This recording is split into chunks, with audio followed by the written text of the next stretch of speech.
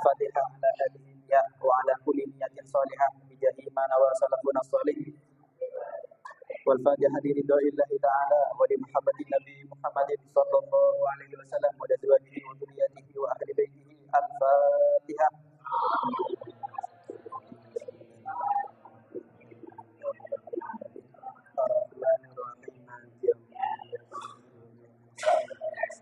Mustaqim siratal ladzina an'amta 'alaihim ghairil maghdubi 'alaihim waladdallin. Tsumma ila jami'i masyayikh jawahiri yang berquran al-khairiyah wa ila jami'i awliya wal ulama wal masyayikh anna Allah yu'li darajatihim fil jannah wa yuridu 'alaina min barakatihim asrarihim ulumihim wa nafa'atihim wa karamatihim fid din wad dunya wal akhirah. Al-Fatihah. A'udzu billahi minasyaitonir rajim. Bismillahirrahmanirrahim. Alhamdulillahi rabbil alamin arrahmanir rahim maliki yaumiddin. Iyyaka na'budu wa iyyaka nasta'in ihdinas siratal mustaqim siratal ladzina an'amta 'alaihim ghairil maghdubi 'alaihim waladdallin. Amin. Mela bid'atina wa mahdina wa jaddina wa jaddina min sunnati nabil mu'allimina jamil muslimin wal muslimat wal mu'minin wal mu'minat al-ahya'i minhum wal amwat khususan ila jami' masyayikh al-khairiyah wa khususan ila ajdadina wa amwadina wa khususan ila murid-murid madrasah MTS Al-Khairiyah. Semoga Allah beri kemudahan dalam melaksanakan ibadah dan diterima amal ibadahnya. Al-Fatihah. A'udzu billahi minasyaitonir rajim. Bismillahirrahmanirrahim. Alhamdulillahi rabbil alamin arrahmanir rahim maliki yaumiddin. Iyyaka na'budu wa iyyaka nasta'in ihdinas siratal mustaqim siratal ladzina an'amta 'alaihim ghairil maghdubi 'alaihim waladdallin. Amin. Nah, ini syarat-syarat sholat. Syarat itu harus terpenuhi sebelum melaksanakan sholat. Jadi syarat itu harus terpenuhi. Orang yang sholat itu agar sholatnya sah, maka harus beragama Islam. Kalau masih belum beragama Islam, maka sholatnya tidak sah. Nomor 2, harus mumayyiz. Syarat ini mengecualikan orang gila dan anak kecil yang belum mengerti apa-apa. Orang gila bejeng atas. Dosa tak orang gila tak bejeng patasan. Enten orang gila kini kah tidak punya kewajiban apa-apa. Orang gila, anak kecil itu tidak punya kewajiban apa-apa. Dia melakukan dosa, dosanya tidak dicatat. Siapa mereka? Orang gila dan anak kecil. Sampai kapan anak kecil itu dosanya ada dicatat? Sampai balik. Sampai apa? Balik. Tahu kan balik? Tahu balik? Kalau laki-laki tahu kan? Kalau perempuan tahu? Laki-laki balik itu ditandai dengan mimpi basah. Atau kalau tidak mimpi basah, ditandai dengan keluarnya mani, keluar sperma. Pernah keluar sperma, berarti dia telah balik. Kalau tidak keluar mani, maka sampai umur 15 ke atas, walaupun tidak keluar mani, tetap dihukumi balik. Kalau perempuan, tanda dia balik atau tidak dengan haid, keluarnya darah haid. Tuh. Nomor 3, sudah masuk waktu sholat. Sholat duhur wajib apa enggak? Sekarang belum wajib, tapi ketika sudah masuk waktu cek loh. Tapi ketika sudah masuk waktu duhur, maka menjadi wajib. Nomor 4, mengetahui fardu-fardu sholat. Orang yang tidak tahu apa fardunya sholat, tidak tahu. Kemudian melakukan sholatnya tidak sah. 5, tidak meyakini satu fardu sebagai sunnah. 6, suci dari hadas kecil dan besar. Ya, tahu hadas kecil? Tahu hadas besar? Apa yang menyebabkan hadas kecil? Yang menyebabkan hadas kecil itu adalah keluarnya sesuatu dari kubul atau dubur. Kubul itu kemaluan depan, dubur itu kemaluan belakang.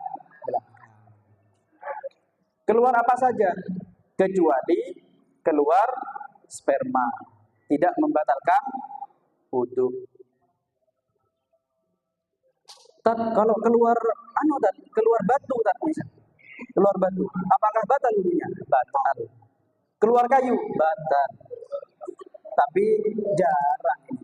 Yang sering itu keluar air kencing atau keluar kotoran.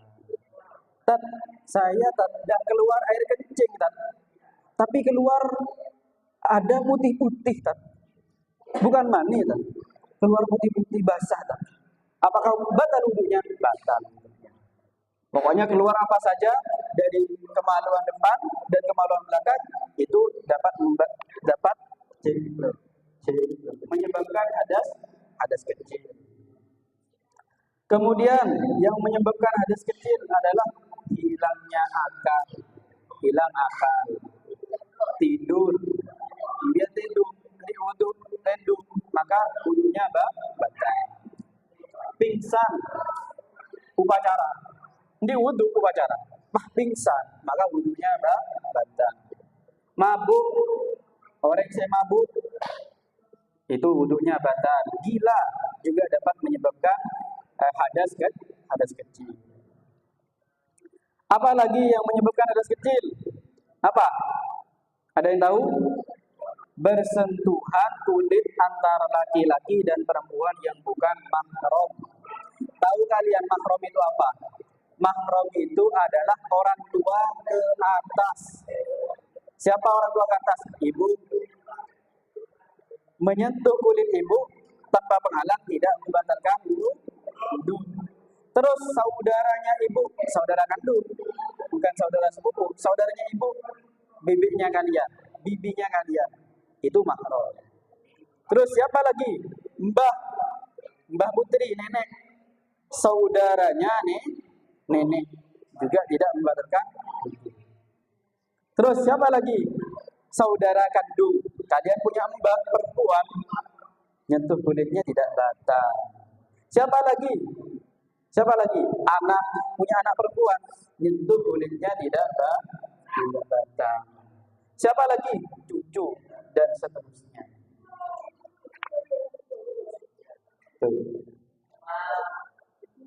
Sentuhan langsung antara kulit laki-laki dan perempuan yang sudah balighah dan bukan mahramnya dapat membatalkan wudu. Nomor 3. Yang nomor 4 adalah menyentuh kemaluan. Baik menyentuh kemaluan belakang atau menyentuh kemaluan depan. Nih, cek. Dan dengarkan, jangan surau. Menyentuh dubur, dengarkan. Menyentuh dubur. Yang batal itu adalah menyentuh dubur bagian dalam. Kalau cuma bokok tidak batal. Dubur bagian dalam, tempat keluarnya kotoran, itu kalau disentuh batal. Dia nakela, batal. Pertama gatal misalnya, gak batal. Menyentuh kemaluan bagian depan. Ya. Dengarkan. Yang membatalkan sholat itu apabila apabila menyentuh kemaluan menggunakan telapak tangan. Kalau tidak menggunakan telapak tangan tidak batal. Pakai dengkul bisa, tidak batal. Telapak tangan, coba perhatikan saya. Telapak tangan ini, coba kalian begini tangannya, begini. Yang tidak kelihatan, yang menempel itu namanya telapak tangan. Yang menempel. Selain yang menempel itu bukan telapak tangan,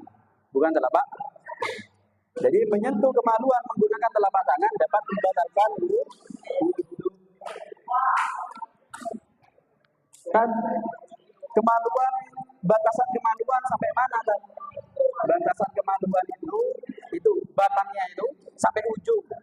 Batang sampai ujung. Itu yang membatalkan sholat. Kalau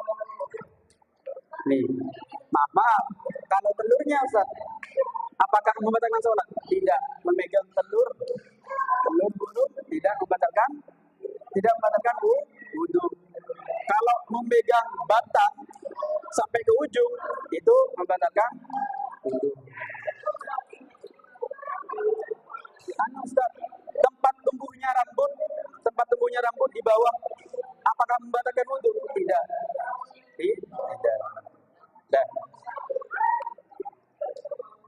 itu hal-hal yang menyebabkan hadas kecil. Sekarang hal-hal yang menyebabkan hadas besar. Apa saja? Di antaranya adalah keluar mani, keluar sperma, baik disengaja, misalnya melalui masturbasi, maupun tidak disengaja, misalnya mimpi basah, tetap mewajibkan mandi. Tahu semua caranya mandi? Ihram, tepatnya ram niat. Nawaitul bisrah li raf'il hadasil akbari fardhan lillahi ta'ala. Maka apalagi untuk sementara pakai bahasa Indonesia ada apa-apa. Ini kalian hampir balik semua ini. Ada yang hampir balik, ada yang sudah balik.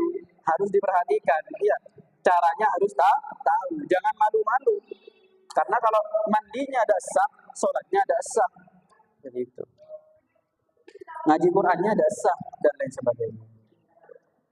Nomor 2, bersetubuh. Pertemuan antara kemaluan laki-laki dan perempuan meskipun tidak mengeluarkan mani. Berhubungan badan itu dapat menyebabkan hadas besar. Haid peredaran darah bulanan pada wanita. Nifas ini darah yang keluar setelah melahirkan. Orang tuh kalau melahirkan biasanya sampai 40 hari itu keluar darah terus. Maka itu setiap keluar darah kalau mau sholat harus mandi dulu. Kemudian meninggal dunia. Orang yang meninggal dunia wajib dimandikan oleh orang lain.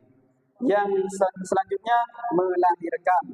Wanita yang melahirkan juga diwajibkan mandi. Bahkan jika bayinya meninggal. Rembili, ngeleraki, maka setelah melahirkan wajib mandi. Tuh. Kemudian di antara syarat-syarat sholat adalah suci dari najis. Tadi suci dari hadas kecil dan hadas besar. Kemudian juga harus suci dari najis. Baik pakaian harus suci, badan harus suci, maupun tempat sholat. Coba, musola suci, tidak ada barang najis, suci, alhamdulillah. Badan kalian suci, alhamdulillah. Pakaian kalian suci, alhamdulillah. Apa suci itu?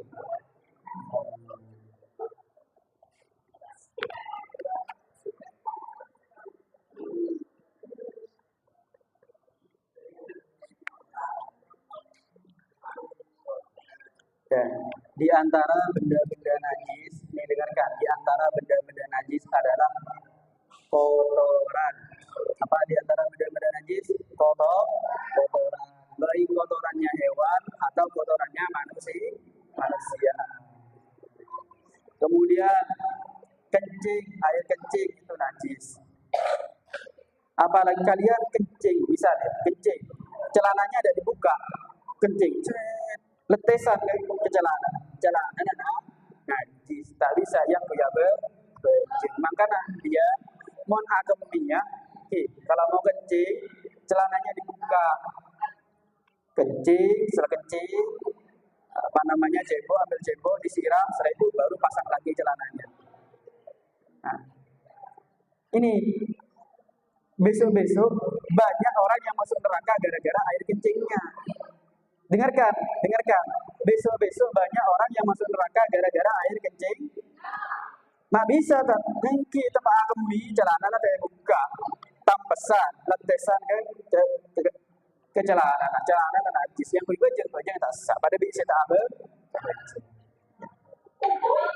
Terus apa lagi najis? Najis itu diantaranya adalah muntah. Apa? Muntah, imbian mode, kening letesin, sarungan atau bercelana. Maka celana najis. Apa lagi najis itu? Darah. Apa? Darah. Menebal, tertanduk lokah, keluar darah, nyeding ke celana najis. Nah, najis itu secara global terbagi menjadi 3. Ya. najis mughalladah seperti najisnya anjing dan babi atau hewan-hewan yang lahir dari anjing dan babi. Misal ada babi melahirkan ayam, semisal, maka ayam itu najis. Atau ada anjing melahirkan kucing, semisal, maka kucing itu najis. Cara mensucikan najis mughalladah ini, dengarkan cara mensucikannya. Misal kalian kerja di Malaysia atau kerja di Amerika, pas kena sentuh anjing, gimana cara mensucikannya? Dibersihkan dulu bekas, misal dijilat sama anjing, dibersihkan tuh air liurnya. Setelah bersih, baru dibasuh 7 kali. Setelah bersih, baru dibasuh 7 kali. 1, 2. Salah satu dari 7 kali itu harus dicampur debu. Harus dicampur apa? Debu. Gampang caranya. Jadi kalau megang anjing, cara mensucikannya gampang. Gimana caranya? Dibersihkan dulu. Kalau bulunya masih cekat, bersihkan dulu. Setelah bersih, baru disiram 7 kali. Salah satu dari 7 kali itu dicampur dengan debu.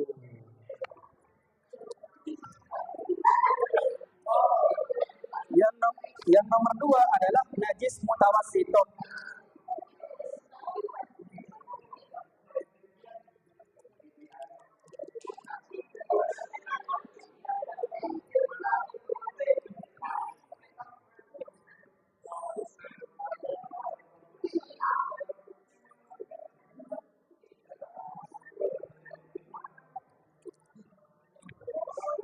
Najis mutawassithah, najis mutawassithah. Najis mutawassithah ini najisnya kencingnya bayi. Benar? Muhaffafah atau mutawassithah? Tajir. Mutawassit, najis kencingnya bayi yang belum minum selain susu, muhaffafah. Nah, yang nomor 2 adalah najis muhaffafah. Najis muhaffafah itu adalah najisnya anak bayi, kencingnya anak bayi yang masih belum minum atau makan apa-apa selain air susu. Itu namanya najis muhaffafah. Cara mensucikannya cukup diciprati air. Diciprati air cukup sudah. Dibuang kencingnya, kemudian diciprati air cukup sudah. Dilap sudah selesai. Tuh. Yang nomor 3 adalah najis mutawassithah. Najis mutawassithah itu selain najis mughalladah dan najis muhaffafah. Jangan dulu. Gimana cara mensucikannya? Cara mensucikannya adalah hilangkan dulu najisnya. Setelah hilang najis itu, baru disiram dengan air. Setelah itu dilap. Maka air bekas siraman tadi itu suci sudah. Setelah itu dilap.